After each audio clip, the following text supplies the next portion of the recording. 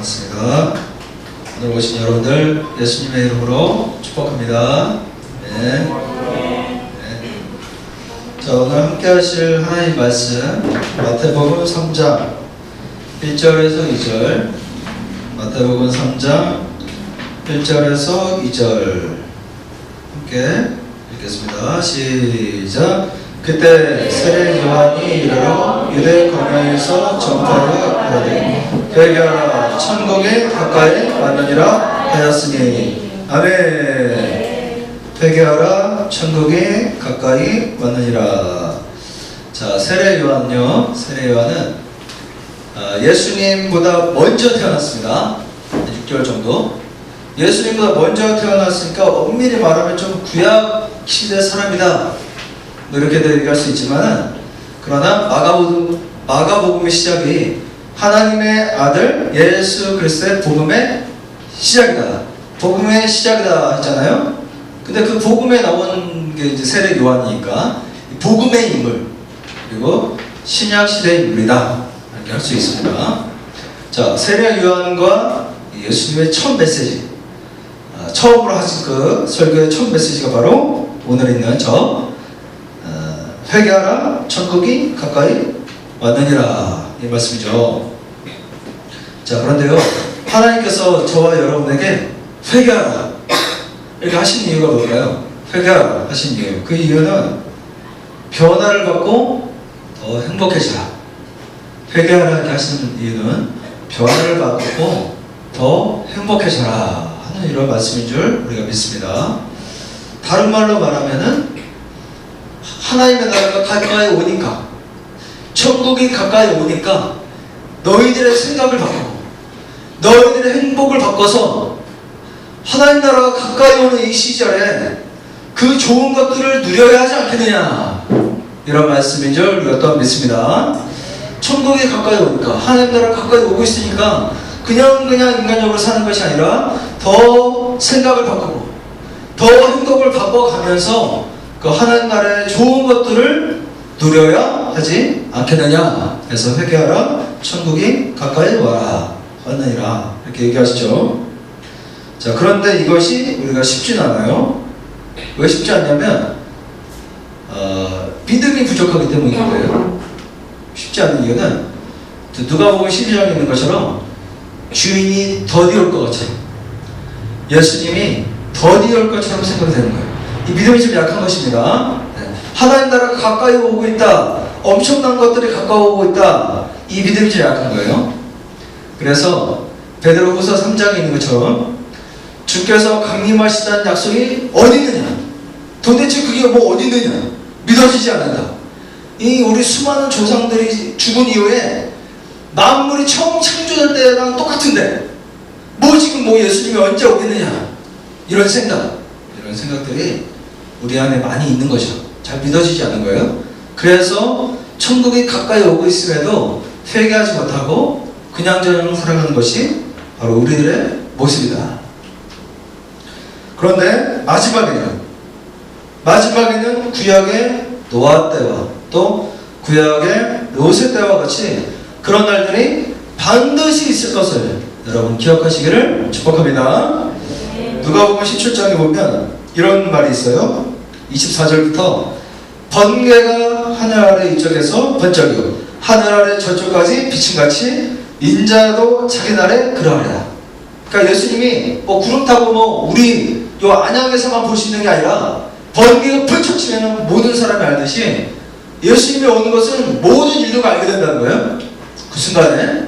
자, 그런데 노아의 때와 된 것 같이 인자의 때도 그러하리라.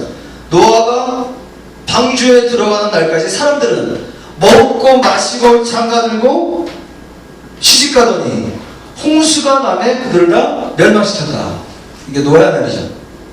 자, 또 롯의 때와 같은데 사람들이 먹고 마시고 사고 팔고 심고 집을 짓더니 그런 것만 막 엄청 열심히 했다는 거죠, 롯의 때. 그런데 롯이 소돔에 나가던 날에 하늘로부터 불과 용이 비오듯 하여 그들을 멸망시켰으며 인자가 나타나는 날에도 이러하리라. 지금 저만 쿵쿵쿵 이러면서 인자의 날에도 이런 그날이 반드시 올 것이다. 자, 그래서요, 세례 요한은 예수님이 처음 오시는 그 초림이 있기 전까지 우리에게 보내주신 엘리야다, 이렇게 말씀하십니다. 세례 요한은 엘리야다. 누가복음 1장에 보시는 바와 같이 한번 읽어보겠습니다. 시작. 이스라엘 자손을 주 곧 그들의 하나님께로 많이 돌아오게 하였습니다. 그가 또 엘리야의 신령과 능력으로 주 앞에 먼저 와서 아버지의 마음을 자식에게 거스르는 자를 의인의 신기에 돌아오게 하고 주를 위하여 세운 백성을 준비하리라. 이건 지금 세례 요한에 관한 말씀인데요, 세례 요한은 엘리야의 신령과 능력으로 온다. 그래서 아버지의 마음을 자식에게 거스르는 자들을 슬기에 돌아오게 하고 주를 위하여 세운 백성을 준비하리라. 그래서 세례 요한의 사역은 이스라엘 자녀들의 마음을 하나님께로 돌이키게 하는 것, 그게 바로 엘리야의 심정의 세례 요한의 사역이었다. 자, 그런데 세례 요한이 죽었어요. 세례 요한이 죽은 다음 예수님이 이런 말씀하십니다. 마태복음 17장에 있는 말씀, 무슨 말씀이냐면, 세례 요한이 죽었는데 내가 너희에게 말하노니 엘리야가 이미 왔으되 사람들이 알지 못하고 임의로 대우했대요. 엘리야, 세례 요한이 왔음에도 임의로 대우했대. 알지 못하고. 자, 인자도 예수님도 이와 같이 그들에게 고난을 받을 것이다. 그제서야 제자들이 예수님께서 말씀하신 것이 세례 요한인지 알았더라. 엘리야는 이미 왔는데, 엘리야의 사역을 감당하기 위해서 세례 요한이 이미 왔는데 사람들이 알지 못했다.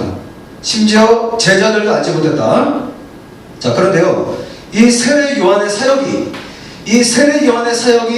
엘리야의 심정을 가지고 있는 이 세례 요한의 사역이 지금은 한 명이 아니라 우리 모두를 통해 이루어질 것이다.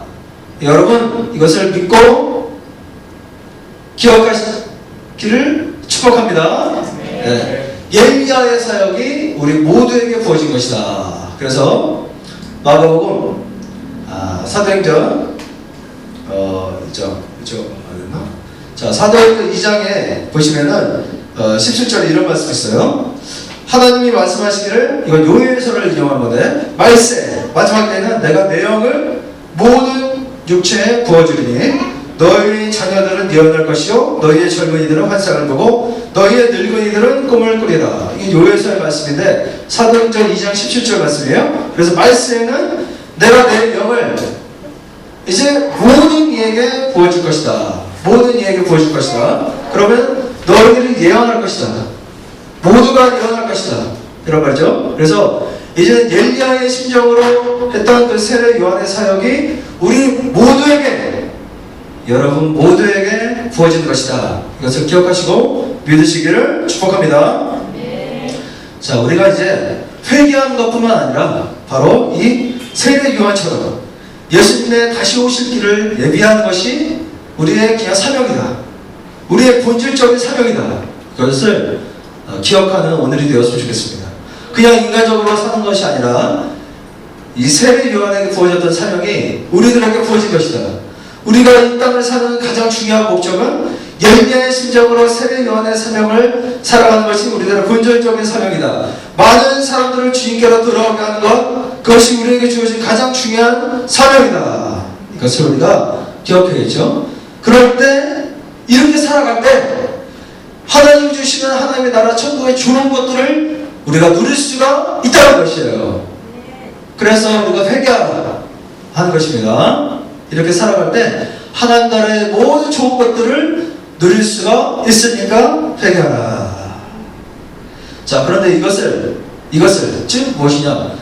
회개해서 예수님이 다시 오실 이 세례 요한의 사역을 감당하기 위해서 우리에게 두 가지 훈련이 필요합니다. 두 가지 훈련이 필요해요, 과정이. 자, 그 첫 번째는 무엇이냐면, 자, 이런 사역을 감당하기 위해서 먼저는 깊은 고독의 시간을 가져야 됩니다. 첫 번째는 무슨 시간이라고요? 깊은 고독의 시간. 깊은 고독의 시간이 필요합니다.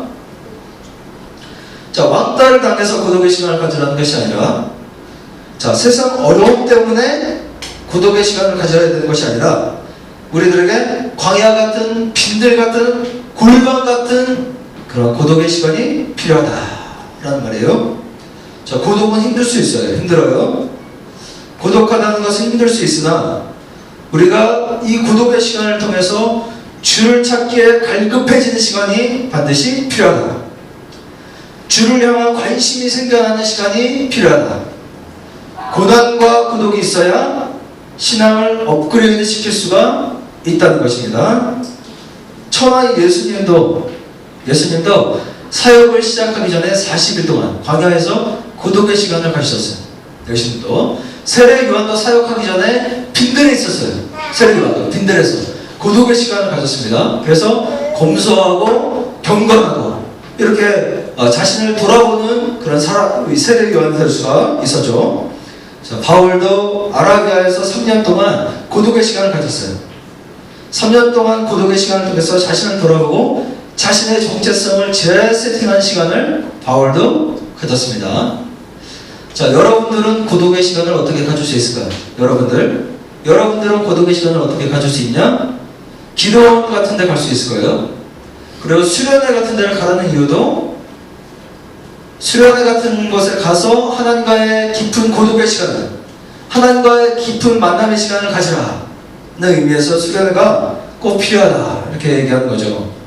또 단기 선교 같은 데를 길게 가서 거기서 하나님을 깊이 만나는 시간을 갖는 것도 굉장히 필요합니다. 자, 마가복음 1장 35절에 보면 예수님께서 새벽 아직도 밝기 전에 우리 예수님께서 신이신 우리 예수님께서도 일어나 한적한 곳에 가서 거기서 기도하셨다. 예수님도 한적한 곳에 가셔서 기도했다. 고독의 시간을 가졌다는 거예요. 하나님과 만나는 시간이 반드시 필요한 것이죠. 자, 세상 사람들이 모를지라도, 세상 사람들이 여러분을 모를지라도 하나님은 여러분을 분명히 잘 알고 계시다. 이것을 여러분 기억하시기를 축복합니다. 사람들은 몰라도 하나님은 여러분을 아시는 거예요. 그래서 하나님을 만나는 시간, 이 시간이 반드시 필요하다. 고독을 힘들게만 바라보지 마시고 하나님을 만나는 귀한 시간으로 활용하시기를 축복하고요. 고독의 시간은 꼭 필요한 시간이 여러분이 계획하셔서 이런 것들을 여러분의 삶에 실천하시기를 부탁을 드리겠습니다.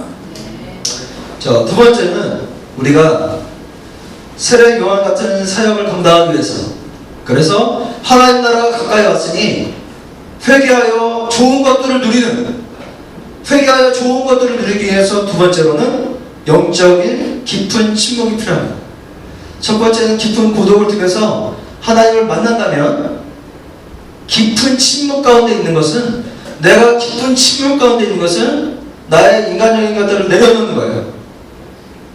시편 62편 1절에 보면 같이 읽어보겠습니다. 시작. 나의 영혼이 잠잠히 하나님만 바라며 나의 구원이 그에게서 나오는도다. 우리 다윗의 법이죠. 나의 영혼이 잠잠히 하나님만 바라며, 이게 침묵인데요. 잠잠히 하나님을 바라보는 거예요. 나의 구원이 그에게서 나오기 때문이죠. 나의 구원은, 나의 회복은, 나의 진정한 즐거움은, 나의 진정한 인생의 목적은 하나님께로부터 나오기 때문에 잠잠히 하나님을 바라보는 거예요. 이것이 바로 침묵이죠. 자, 고독 가운데 하나님 자리에서 끊임없이 내려오는 시간을 갖는 것입니다. 육신의 생각이 많기 때문에 육신의 생각을 지우고 하나님의 생각으로 채우는 시간을 갖는 거예요. 이것이 바로 하나님 안에서의 침묵이죠. 성령님이 여러분 안에 계신 줄 믿습니다. 성령님이 여러분 안에 있는 거예요. 이것을 회복하기 위해서 이 침묵의 시간, 이게 우리에게 반드시 필요한 것입니다. 우리가 그냥 인간적으로 살지만, 육적으로 살지만 우리는 영적인 것과 하나가 되는 거예요. 이 세상은 보이지 않는 것이 보이는 것을 주관하는 것입니다. 보이지 않는 것이 보이는 것을 주관하는 거예요. 그래서 이런 것들을 회복하기 위해서 우리에게 깊은 침묵의 시간이 필요해요. 이 시간 여기에 앉아있는 사람, 또 앉아있지 못한 사람, 이것이 그냥 우리가 인간적으로 이렇게 한 것 같지만 보이지 않는 것에 영향을 받는 것입니다. 바로 영적인 세계가 우리를 주관한다는 거예요. 자, 그래서 우리가 이런 것들을 회복하기 위해서 이런 침묵의 시간이 필요한 거예요. 이런 침묵의 시간을 이 주일 예배 시간에도 우리가 가질 수 있는 거죠. 이 예배 시간에도 주님을 만나고 우리의 인간적인 것들을 내려놓는 시간, 하나님의 생각을 받아들이는 시간, 이것이 바로 이 시간이 되어야 될 줄 믿습니다. 네. 자, 그래서 성령님이 여러분 안에 계셔서 십자가의 사랑을 주셨어요. 천국과 영생을 예비하셨습니다. 이것이 실제고 이것을 회복하기 위해서 침묵의 시간이 필요하다는 거예요. 이것이 내 육신과 하나가 되게 하기 위해서, 보이는 것과 하나가 되게 하기 위한 시간이 반드시 필요한 거예요. 이것이 우리에게 분리가 되기 때문에 우리가 신앙생활의 참 맛을 느끼지 못하는 거잖아요. 그래서 이것을 하나 되기 위한 시간, 이런 깊은 침묵의 시간이 우리에게 너무나 필요하다. 그래서 이제는 우리가 그냥 인간적인 삶이 아니다, 구약의 삶도 아니다, 이제는 새 언약의 삶이다, 새로운 창조물의 삶이다. 이것을 하나님께서 말씀해 주시기 위해서 여러분을 침묵하고 하나님의 음성을 듣는 시간이 굉장히 필요한 것이다. 하나님을 통해서 무엇을 이루려고만 하지 말고, 하나님을 통해서 내가 무엇을 얻으려고만 하지 말고, 이것이 우리에게 그냥 있을 때 생기는 신앙의 삶인데, 이미 우리에게 모든 것 주신 하나님으로만, 하나님으로 충분히 만족하며 사는 저와 여러분 되시기를 예수님의 이름으로 축복합니다. 네. 자, 하나님으로만 만족하는 삶에 충분히 살만한데요. 예를 들어서, 자, 시각장애인이 있어요. 자, 여기 시각장애인이 있다고 생각해보세요. 눈이 안 보입니다. 눈이 안 보여요? 시각장애인이 있어요. 자, 우리는 어떻게 보면 정신적으로나 마음으로나 장애인이 아닌 사람은 없죠. 네, 우리 모두는 모두 다 장애가 없는 사람은 없어요. 육체적으로나 마음으로나 정신적으로나 다 조금씩 정도의 차이가 있을 뿐이지 다 장애가 있습니다. 자, 그런데 시각장애인이 있다고 생각해보세요. 눈을 감고, 눈에 지금 장애가 있는데요, 이 사람이 제자리에서 뜨면은 시각장애인은 이렇게 뒤로 갈 수가 있어요. 뒤로 가. 눈을 뜨면은 제자리로 뛰지만 시각장애인이 뛰면 계속 뛰다 보면은 뒤로 갑니다. 우리가 눈 감고 기도할 때만 방향이 나중에 이상한 데로 가 있을 때 있잖아요. 그런 것처럼 이렇게 뒤로 갈 수가 있어요. 자, 그런데 정상적인 반응은 이것을 보면, 이렇게 시각장애인 때 이걸 보면 웃긴 거예요. 재밌는 거예요. 이게 정상적인 반응이에요. 자, 그런데 우리 안에 편견이라는 게 들어오면, 편견이라는 게 개입이 되면 이거 웃지 못하는 거예요. 왜? 저 사람 불쌍하다. 편견. 우리는 다 장애인인데 불쌍해. 어떻게 살지? 이런 편견. 참, 내가 뭘 도와줘야 되나? 내가 웃으면 저 사람 민망하겠지? 이런 편견. 이게 들어올 때 웃지 못하는 건데, 자, 그런데 우리 안에, 우리가 우리 자신을 바라보고 사람들을 바라보는 이 안에 편견이 많다는 거예요. 편견이 굉장히 많다는 겁니다. 내 자신 안에 있는 장애가 있는데요, 없는 사람이 없는데, 자, 내가 내 자신을 뛸 때, 나도 그냥 뛰는 건데 사람들이 나를 이상하게 보면 어떡하지? 이런 편견이 내 안에 있다. 그래서 사람들이 웃으면 그건 정상인데, 사람들이 웃었을 때 너무나 창피해서 못 뛴다, 이상하게 된다. 이게 우리 안에 편견이 이렇게 있어요. 자, 그래서 자기 힘으로 막 뛰려고 그래요. 자기 힘으로 막 뛰려고 그래요. 시각장애인이, 우리는 다 장애인인데 내 힘으로 막 뛰려고 하니까 넘어지는 거예요. 근데 거기다가 사람이 웃어? 그만 미치겠는 거죠. 완전히 인생이 망가지는 거예요. 이게 우리 인생이에요. 자, 그래서 우리가 이것을 회복하기 위해서 깊은 고독과 깊은 침묵의 시간을 통해서 하나님께 나아가서 나를 바꾸는 것이 필요하다는 거예요. 그래서 회개하라, 천국이 가까이 왔다, 천국에 너무나 좋은 것들 누리기 위해서 이런 시간들이 필요하다라는 것인데요, 그래서 회복되기 위해서는 하나님을 만나는 거예요. 하나님을 찾는 것입니다. 그래서 하나님께 손을 잡는 거예요. 이것이 깊은 침묵과 고독의 시간을 통해서 우리가 해야 될 일이에요. 다른 것으로 부족하지만, 인간적으로 부족하지만, 시각장애인인 것은 부족하고 힘들지만, 우리 안에는 다 장애가 있어서 어려움이 있지만, 이 세상 삶을 사는데 다 어려움이 있지만 하나님의 손을 잡는 것입니다.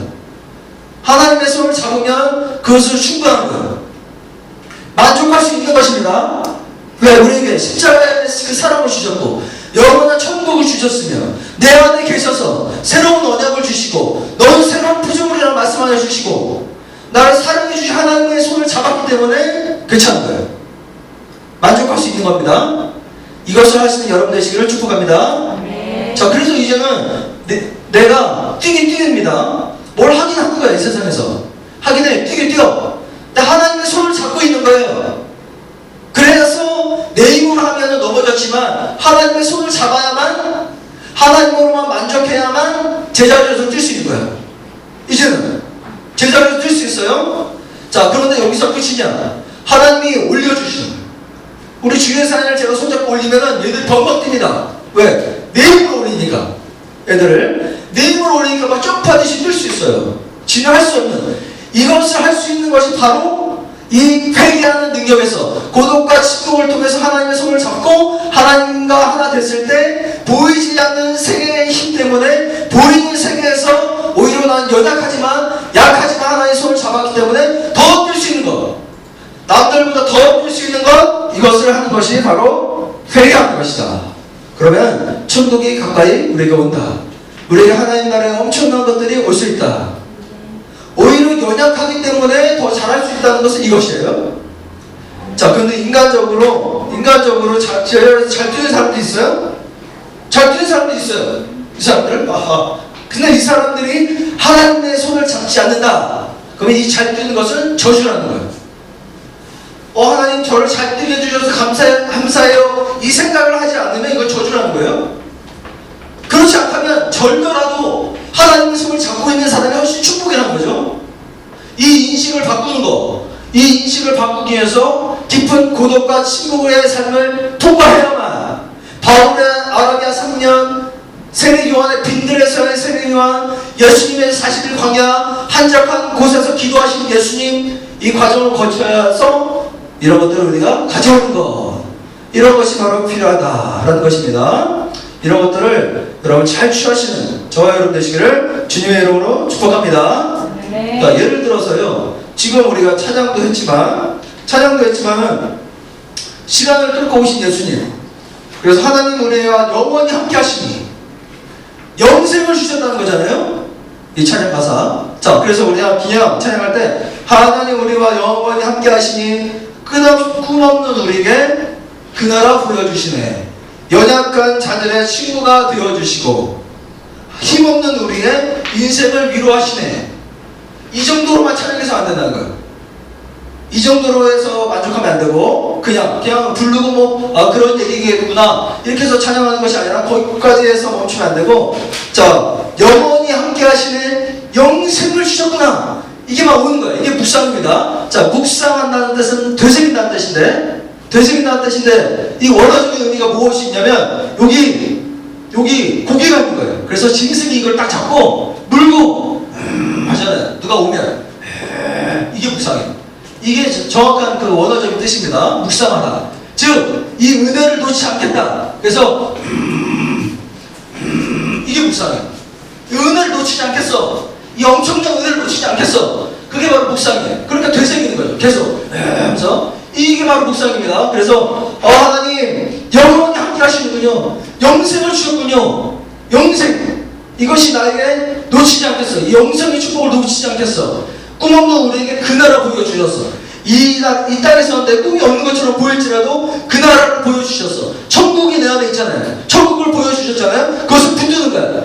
놓치지 않겠어. 천국이 있어. 이렇게 계속 내 마음에 이것을 가져오는 것입니다. 그냥 찬양만 하는 것이 아니라, 자, 연약한 자들의 친구가 되어주신대죠.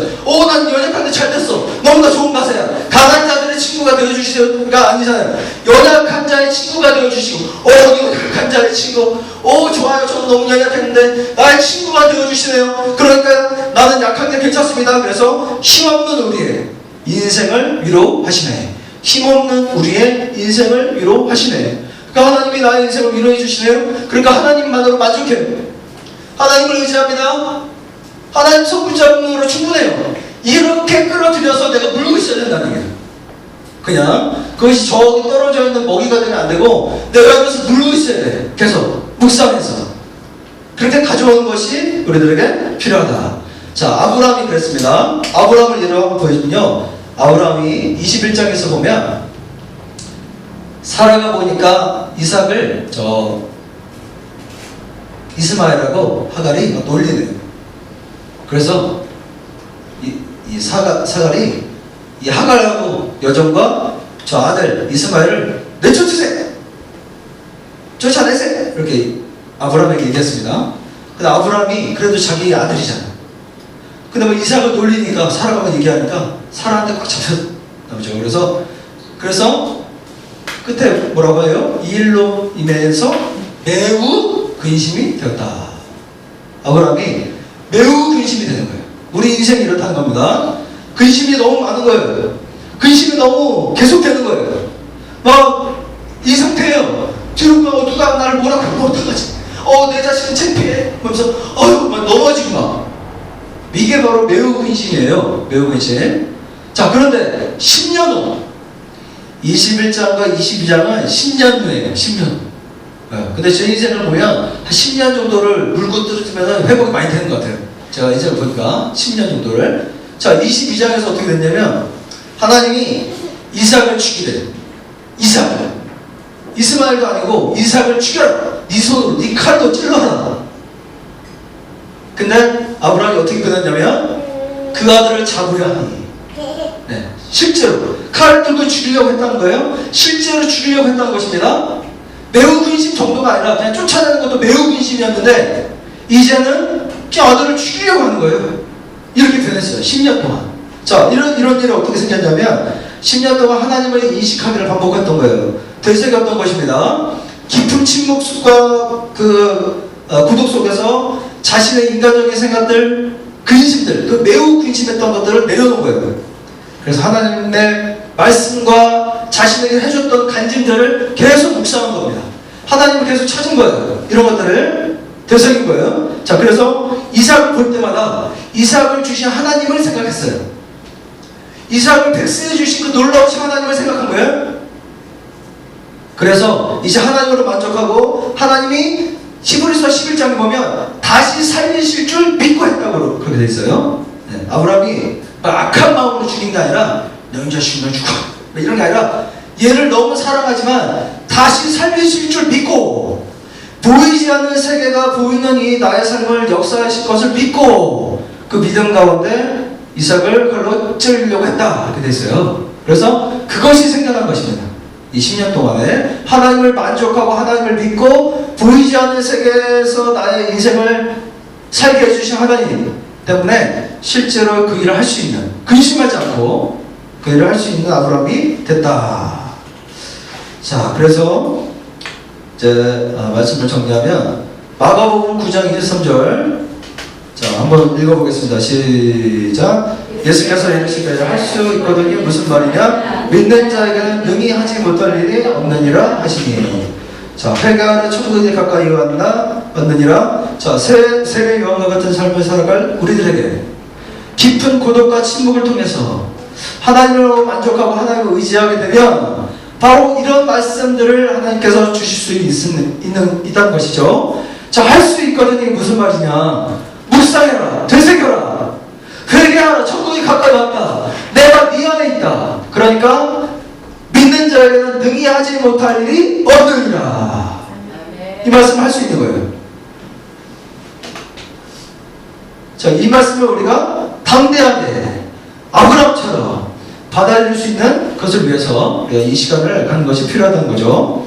우리의 영적인 목표는 하나님 나라가 가까움으로 날마다 회개하고 깊은 고독과 침묵 속에서 넘어져도 다시 일어날 수 있는 이런 정체성, 이것을 회복하는 저와 여러분 되시기를 예수님의 이름으로 축복합니다. 네.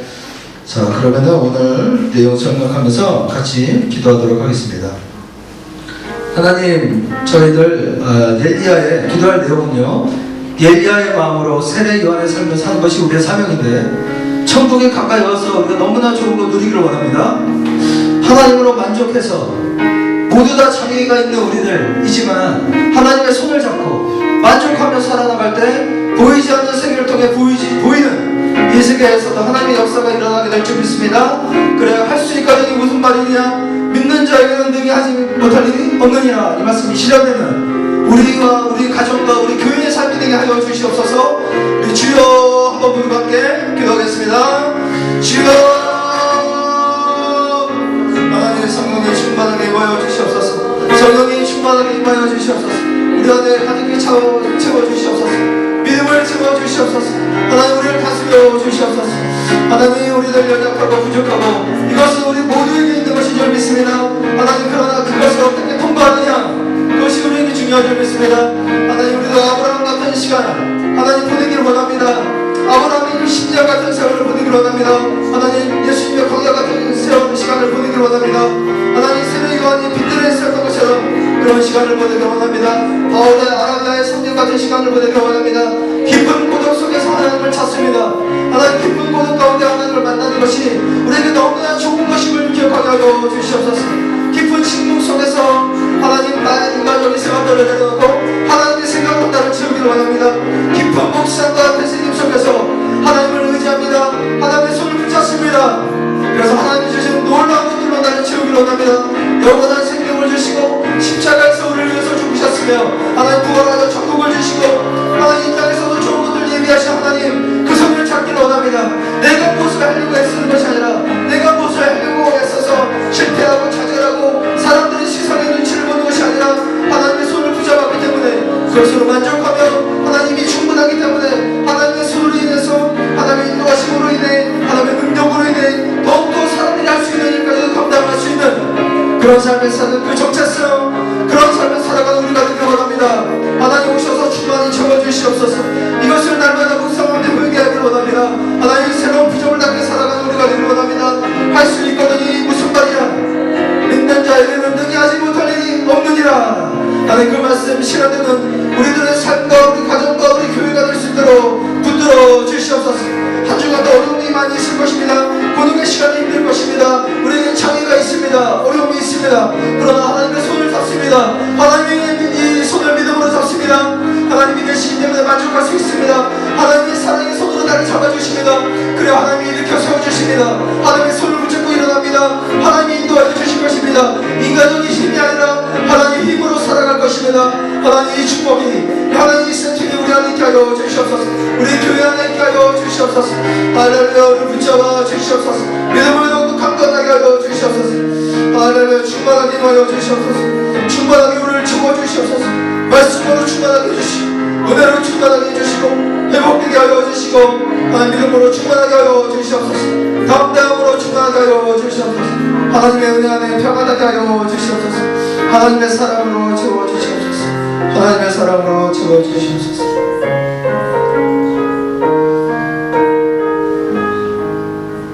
네, 너무나 감사한 마음으로 예물과 함께 봉헌하도록 하겠습니다.